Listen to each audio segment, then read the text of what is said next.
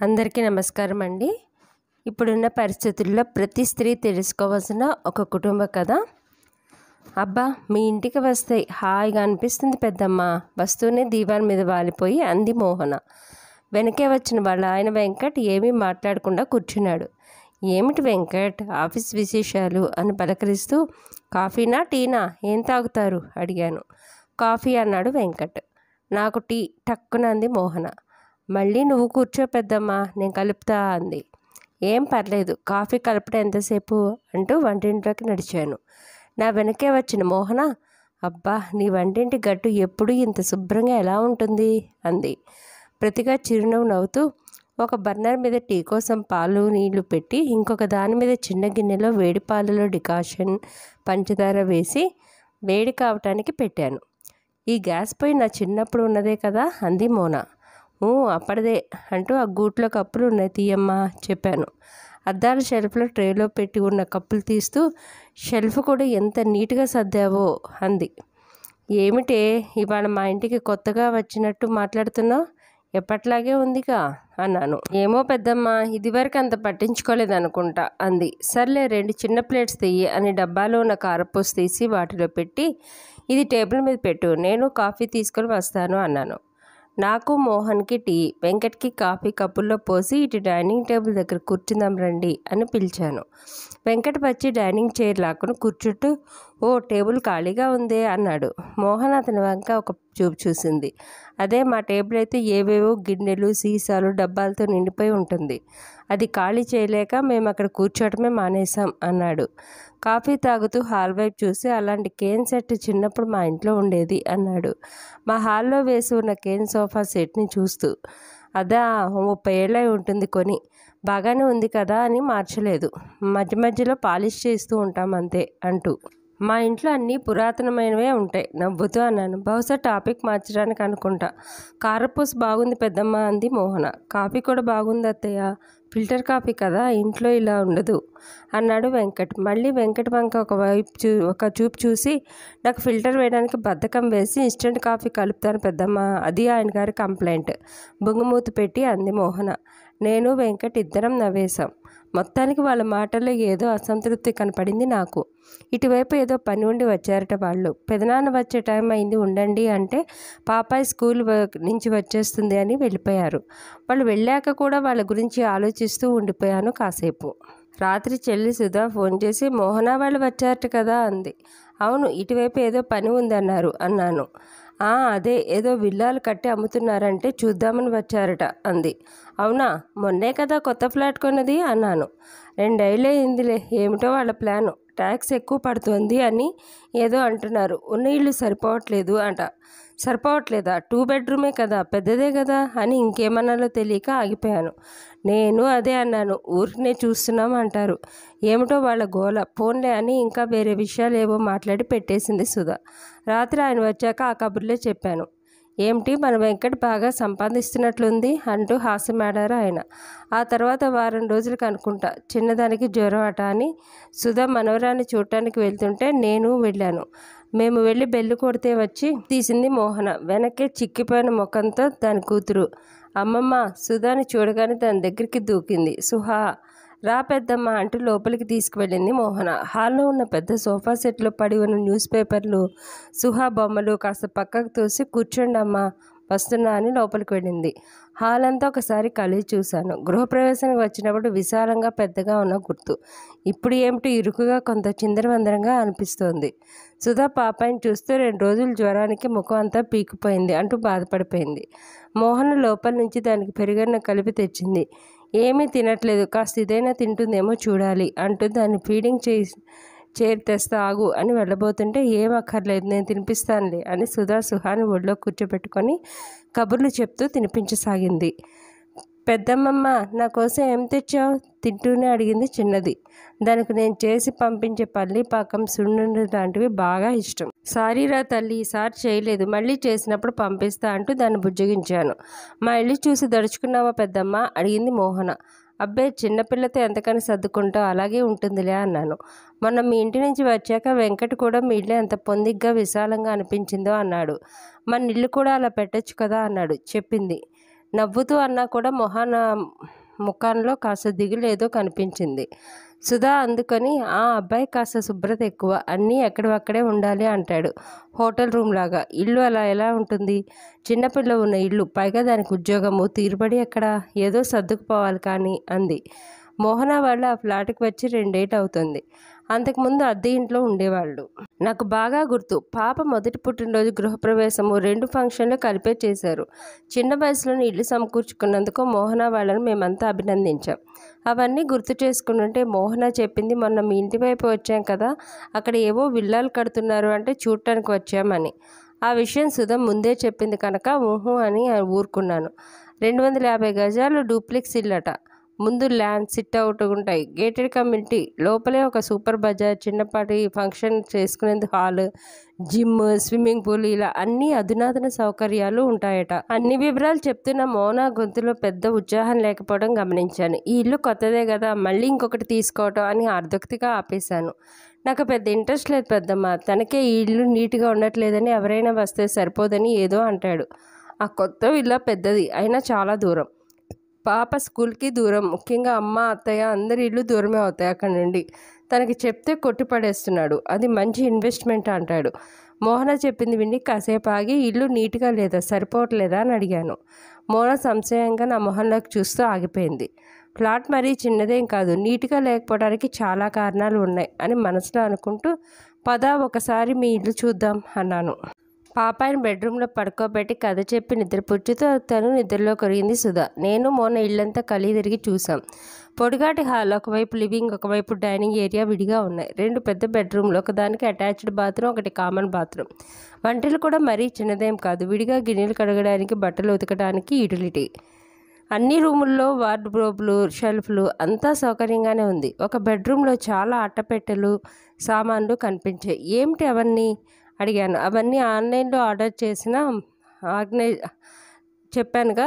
ఈయన కంప్లైంట్, ఇల్లు నీట్గా లేదని, ఎప్పుడూ ఒకటే గోల. అందుకే ఒక వీకెండ్ కానీ అసలు ఒక 2 రోజులు సెలవు పెట్టి అయినా మొత్తం సర్దేద్దామని అనిపిస్తుంది. అవన్నీ తెప్పించాను. అందుకే ప్లాస్టిక్ టబ్బులు, బుట్టలు, చిన్న షెల్ఫ్లు, హ్యాంగర్లు, గోడకి అతికించే హుక్స్, ఇలా రకరకాల వస్తువులు. అవన్నీ రూమ్ సగం వాటితోనే నిండిపోయింది. నెక్స్ట్ వీక్ వెంకట్ మా మామగారు వైపు బంధువుల ఫంక్షన్కి మా అత్తగారు వాడిని తీసుకుని వెళ్తున్నాడు. 2 రోజులు ఉండడు. పాపాయిని అమ్మ దగ్గరికి పంపించేసి ఆ టైంలో అంతా సర్దేసి వెంకట్ని సర్ప్రైజ్ చేద్దామని అనుకుంటున్నా అంది. మంచి ఐడియా, నన్ను కూడా అప్పుడు పిలువు, నేనేమైనా హెల్ప్ చేయగలనేమో అన్నాను. అబ్బా థ్యాంక్స్ పెద్దమ్మ, నేను అదే అడుగుదాం అనుకుంటున్నాను. నీకేం ప్రాబ్లం లేదుగా అంది. నో ప్రాబ్లం అన్నాను. ఇంకో గంటకి బయలుదేరి ఇంటికి వచ్చేసాను. సుధా వాళ్ళ ఇంటికి వెళ్ళిపోయింది. వారం తర్వాత మోనా ఇంటికి వెళ్ళే నాతో, పెద్దమ్మ ముందు ఈ ఆర్గనైజర్స్ అన్నీ విప్పి ఫిట్ చేద్దాం, ఆ తర్వాత సర్దడం మొదలు పెడదాం అంది. సమస్య సర్దడం ఒకటే కాదు, ఏవి సర్దాలి అన్నది అన్నాను. అంటే అంది, ముందు మీ వస్తువులు, బట్టలు అన్నీ తీసి బయట పెడదాం. వాటిలో పాతగా అయిపోయినవి, వాడనివి, పనికిరానివి ఇలా వేరు చేసి కొత్తగా ఉన్నవి, మీరు వాడుతున్నవి మాత్రం సర్దుదాం. తర్వాత మిగిలినవి ఏం చేయాలనేది చూద్దాం అన్నాను. ఇంటి అరల్లో ఉన్నవి ముందు తీసాం. హ్యాడ్ ప్యాక్లు 5-6, పెనాల్ 4-5, ప్రెషర్ కుక్కర్లు చిన్నవి, పెద్దవి, స్టీల్వి, నాన్ స్టిక్, ఇలా నానా రకాలు. చాలా రోజు వాడేది కాక కత్తుల సెట్ పెద్దది, చెక్కు తీసే పీలర్ 3, అట్ల కాడలు స్టీల్ది ఒకటి, చెక్కదొకటి, సిలికానాట అదొకటి, ఇలా ఏ వస్తువు చూసినా 5-6 రకాలకు తక్కువ లేవు. కప్పులు, గాజు గ్లాసులు, డిన్నర్ సెట్లు తీస్తున్న కొద్దీ వస్తున్నాయి. కొన్ని ఫంక్షన్కి బహుమతిగా వచ్చినవి, కొన్ని వీళ్ళు కొనుక్కున్నవి. అవన్నీ బయటికి తీసి పెట్టేసరికి డైనింగ్ హాల్ నిండిపోయింది. మోహన అసలు కొన్ని ఉన్నట్లే మర్చిపోయింది. సామాన్లు ఎక్కువైపోయి షెల్ఫుల్లో తోసేసి ఉన్నవి కనపడవా, కొత్తవి కొంటున్నట్టున్నారు. అరే ఇవి ఇక్కడున్నాయా అంటూ ఆశ్చర్యపోయింది. అలాగే బెడ్రూమ్లో బట్టల అలవాట్లో కుక్కి పెట్టి ఉన్న 100 కొద్దీ బట్టల జతలు. పార్టీ వేర్ అని, క్యాజువల్ వేర్ అని, ఆఫీస్ వేర్ అని ముచ్చటైన పేర్లు. ఇక దుప్పట్లు, రగ్గులు, దిండుగా లేబులు, కుషాన్ కవర్లు, ఎక్స్ట్రా సెట్లు కుప్పలు. కొన్ని అసలు కొన్న కవర్ కూడా విప్పకుండా లోపల పెట్టేసి మర్చిపోయినవి బయటపడ్డాయి. డ్రెస్సింగ్ టేబుల్ తెరిస్తే అందులో మేకప్ సామాగ్రి గురించి చెప్పక్కర్లేదు. సుహానా డ్రెస్సులు, బొమ్మలు కూడా అంతే, ఎక్కడ చూసినా అవే. పిల్లలకి ఎక్కువ సమయం ఇవ్వలేక దాన్ని బొమ్మలతో, బహుమతులతో భర్తీ చేసే ఆలోచన అనిపించింది. వెంకట్ కూడా తక్కువేం తినలేదు. 6 నెలలకోసారి సెల్ ఫోన్లు, ఐపాడ్ లాంటివి మార్చడంతో పాటు ఛార్జర్లు, వైర్లు, ఇయర్ఫోన్లు, గ్యాడ్జెట్స్, చాలా చెత్త ఉంది. హాల్లోని షూ ర్యాక్లో ఒక్కొక్కరికి 15 జతలు చొప్పున బూట్లు, చెప్పులు. అవన్నీ తీసి బయట పెట్టాక చూసిన మోహన ముఖం కాస్త కళ తప్పింది. ఎక్కువ కొనేసినట్టున్నాం పెద్దమ్మ అంది. మోహనాకి ఆన్లైన్ షాపింగ్ బాగా అలవాటు. ఇది క్యూట్గా ఉంది కదా, ఇది చాలా యూస్ఫుల్ కదా అంటూ అనుకున్నవి కనబడ్డవి ఆర్డర్ పెట్టేస్తూ ఉంటుంది. ఇక ఏ ఎగ్జిబిషన్కో వెళ్ళినప్పుడు అక్కడ ఇంకా కొనేస్తూ ఉంటుంది. ఆ సామాన్లు పెట్టడానికి ఎక్కువ షెల్ఫులు చేయించిన ఆ షెల్ఫుల్లో ఎక్కువ సామాన్లు ఎలా అమర్చాలి అనేది ఇలాంటి వీడియోలు చూస్తూ వాళ్ళ డిస్క్రిప్షన్ బాక్స్లో లింక్ ఉన్నది, క్లిక్ చేయండి కొనండి అనగానే ఆ లింక్ పైన నొక్కేసి మళ్ళీ ఇలాంటి ఎక్స్ట్రా ఆర్గనైజర్లు సామాన్లు కొంటూ ఉండడం. బ్యాంకులో డబ్బులు, చేతిలో సెల్ ఫోను ఉన్న వస్తువులు వెతికి తీసి ఆర్డర్లో పెట్టేవాడికన్నా ఆన్లైన్లో కొత్తవి ఆర్డర్ పెట్టడం తేలికైపోయింది. కనీసం ఆ వస్తువులతో పాటు వచ్చిన అట్టపెట్టెలు కూడా పడేయలేదు. అవి కూడా పనికి వస్తాయి కదా అని అటక మీద పడేసి ఉంచింది. వచ్చేసరికి సగం రోజు అయిపోయి నీరసం వచ్చేసింది. పద మంచి టీ తాగి అప్పుడు మళ్ళీ మొదలు పెడదాం అన్నాను. పెద్దమ్మ గ్రీన్ టీనా, మసాలా టీనా, ఫ్రూట్ ఫ్లేవర్ టీ బ్యాగ్స్ తీస్తూ అడిగింది. నా ముఖం చూసి భయంగా మామూలు టీ పెడతాను అని వెళ్ళింది. అంతకుముందు మేము వచ్చిన రోజు మోహన సెల్లో ప్లే అవుతున్న వీడియో ఒకటి నాకు కంటపడింది. హోమ్ డెకరేషన్ వీడియో అది. అలాంటి వీడియోల సంగతి తెలిసి నాకు రకరకాల కొత్త వస్తువులు చూపించి వాటితో మన జీవితం మారిపోతుందన్న భ్రమ కలిగిస్తారు. అవి కొనడానికి వీడియో కిందే లింకులు ఇచ్చి కొనమంటారు. మార్కెట్లోకి వారం వారం కొత్త ప్రోడక్ట్స్ వస్తూనే ఉంటాయి. కొన్ని ఉపయోగకరమే అయినా ఆ లింకులన్నీ క్లిక్ చేసి అవన్నీ కొంటూ పోతే మనకు ఉపయోగం సంగతి ఏమో కానీ ఇల్లంతా గోడౌన్లా మారిపోతుంది. మోనా ఇంట్లో జరిగింది కూడా అదే. ఆ విషయం మోనాకి సమయము సందర్భము చూసుకొని చెప్పే రీతిలో చెప్పాలి అని ఆ రోజే అనుకున్నాను. ఆ సందర్భం ఇప్పుడు వచ్చింది. ఇల్లంతా నిండిపోయిన ఆ సామాను మధ్య కూర్చొని టీ తాగుతూ యుద్ధభూమిలో అర్జునుడికి గీతోపదేశం చేసిన కృష్ణుడిలా మోనాకి అరగంట క్లాస్ పీకాను. అప్పటికే మోనాకి కూడా సమస్య మూలం కాస్త అర్థమైంది కాబట్టి శ్రద్ధగా నేను చెప్పేదంతా వింది. గీత విన్న అర్జునుడికి వ్యామోహం పోయి కర్తవ్యం బోధపడ్డట్టు మోనాకి బస్సు వ్యామోహం కాస్తైనా తగ్గి కర్తవ్యం తెలిసి ఉంటుంది అనిపించింది. టీ తాగి ఉన్న వస్తువులన్నీ 3 కుప్పలుగా విభజించాం. రోజు వాడుకునే ఒకటి, అప్పుడప్పుడు వాడేవి రెండోది, అసలు వాడనివి ఎక్స్ట్రా ఉన్నవి మూడో కుప్ప. మూడో కుప్పలోనే ఎక్కువ వస్తువులు చేరాయి. అవన్నీ అవసరం ఉన్న వాళ్ళకి ఇచ్చేద్దాం అంటే ముందు కొంచెం దీనంగా ముఖం పెట్టినా ఇక తప్పదు అనుకుని పక్కన పెట్టేసింది. మొదటి 2 కుప్పల్లో వస్తువులు అరల్లో సర్దేశాం. సామాన్లు తగ్గిపోయాయి కాబట్టి నీట్గా సరిపోయాయి. మోనా ఆర్డర్ చేసిన ఆర్గనైజర్ల అవసరం పెద్దగా పడలేదు. కాస్త విరామం ఇచ్చి భోజనాలు చేశాం. తిన్నాక హాల్ వంక చూశాను. హాల్ సైజుని దృష్టిలో పెట్టుకోకుండా నచ్చిందని చాలా పెద్ద లెదర్ సోఫా సెట్ ఇంకా పెద్ద టీపాయ్ కొనేసి వేశారు. పైగా అది షోరూంలో లాగా హాల్లో మధ్యలో వేశారు. ఇప్పుడు మనం చేయాల్సింది ఏమిటో తెలుసా అంటూ హాల్లో మధ్యలో సోఫా సెట్ని మోహన సాయంతో గోడకి జరిపేసి వాటి మధ్యలో ఉన్న పెద్ద కార్పెట్ దానిపై సగం మంచం అంత సైజులో ఉన్న టీపాయ్ని తీసేసి బాల్కనీలో ఉన్న ఖాళీ ప్లేస్లోకి తరలించాం. దాంతో హాల్ విశాలంగా అయినట్టు అనిపించింది. టీపాయ్ చిన్నది కావాలంటే వేసుకోవచ్చు అన్నాను. ఇక డైనింగ్ టేబుల్ కూడా మధ్యలో ఉన్న దాన్ని గోడకి జరిపేసి ఎవరైనా గెస్ట్ వచ్చినప్పుడు మధ్యలోకి జరిపవచ్చులే అని చెప్పాను. సోఫా, డైనింగ్ టేబుల్ అలా గోడ దగ్గరికి జరిపేయడంతో హాల్ మధ్యలో చాలా ఖాళీ ఏర్పడి అక్కడ వేసిన మార్బుల్ ఫ్లోర్ డిజైన్ బయటపడి అందంగా కనబడింది. మా హాల్ ఇంత పెద్దదా ఆశ్చర్యపోయింది మోహన. ఇక డైనింగ్ టేబుల్ దగ్గర క్యాబినెట్లో అదనంగా ఉన్న కప్పు సెట్లు, హ్యాట్ ప్యాక్లు అన్నీ ఖాళీ కావడంతో డైనింగ్ టేబుల్ పైన ఉన్న పచ్చడి సీసాలు, సాస్ బాటిల్స్, స్నాక్స్ ఉన్న బాక్సులు ఆ క్యాబినెట్లకి సరిగా సరిపోయాయి. ఖాళీ అయిన టేబుల్ శుభ్రంగా తుడిచి చక్కటి క్లాత్ వేసి ఒక బుల్లి ఫ్లవర్ వేజ్ పెట్టేసరికి ముచ్చటగా తయారైంది. మర్నాడు కూడా మిగతా రూములు అదే సూత్రం అనుసరిస్తూ సర్దేశాం. పనిలో పనిగా మోనాకి ఇంకో సూత్రం చెప్పాను. ఇల్లు నీట్గా ఉండాలంటే తక్కువ వస్తువులు ఉండాలి, లెస్ లగేజ్ మోర్ కంఫర్ట్ అన్న సామెత తెలుసుగా. పైగా నీట్గా ఉంచాలని నువ్వు ఒక్కదానివే హైరాణ పడితే సరిపోదు. ఇంట్లో ఉన్న అందరూ ఆ స్పృహతో ఎక్కడవక్కడ పెడుతూ శుభ్రత పాటిస్తేనే అది సాధ్యం. లేకపోతే నువ్వు చూసే వీడియోలో ఆడవాళ్ళలాగా నువ్వు 24 గంటలు డస్టింగ్ క్లాత్ పట్టుకొని ఇల్లంతా తిరుగుతూ ఉండాలి అన్నాను. నిజమే పెద్దమ్మ, మీ ఇంట్లో పెదనాన్న, అన్నయ్య వాళ్ళు కూడా అన్నీ నీట్గా పెడతారు కదా. ముందు వెంకట్కి, పాపకి ఆ విషయం చెప్తాను అంది. ఆ సాయంత్రం మోహన 3వ కుప్పలోని వస్తువులో కొన్ని తమ ఇంట్లో పనివాళ్ళకి ఇచ్చేసింది. మిగిలినవి దగ్గరలోని అనాథ సన్నాలను పంచడానికి మోహన, సుహాస్, సుధా, నేను అందరం వెళ్ళాం.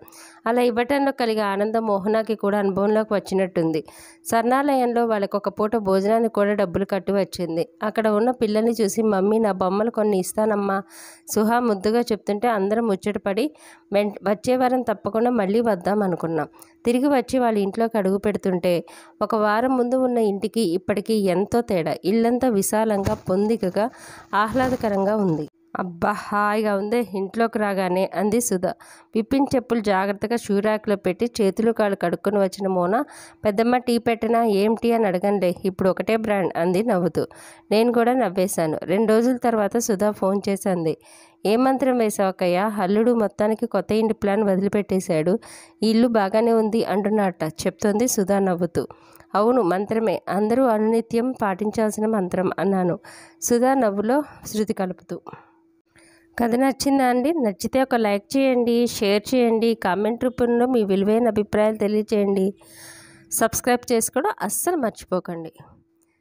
ఇంకో విషయం అండి, ఇప్పుడు ఉన్న కొత్త జనరేషన్ వాళ్ళకి ఖచ్చితంగా పాత జనరేషన్ వాళ్ళు చెప్పాలండి, సామాను తక్కువ ఉంటేనే ఇల్లు ఎప్పుడైనా ఏది అవసరమో అది ఉంటేనే బాగుంటుంది. ఆన్లైన్ షాపింగ్ ఉంది కదా అని చెప్పి అన్నీ కొనిపడేస్తుంటే సామాను ఎక్కువైపోయి మనసు కూడా ప్రశాంతంగా అనిపించదు. మీకు ఈ కథ ఎలా అనిపిస్తుందో తెలుసుకొని కామెంట్ రూపంలో మనకు తెలియచేయండి.